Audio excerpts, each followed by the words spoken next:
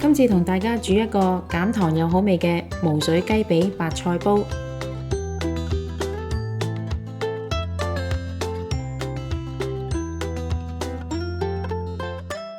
雞髀肉洗乾淨，印乾水分，切成細件，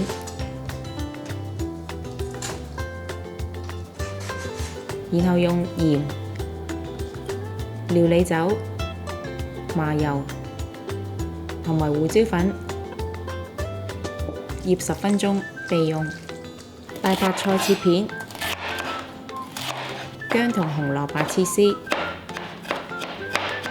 大白菜鋪喺鍋內墊底，再依次序放上雞件同埋紅蘿蔔。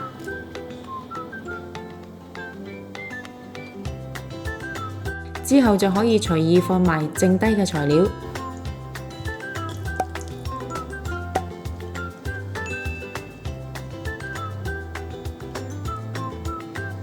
最後放上薑絲，蓋上鍋蓋後，開中火燜煮5分鐘。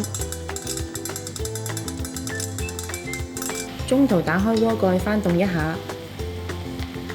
再以細火燜煮10分鐘，至到雞件熟透。最後淋上麻油就可以趁熱享用啦。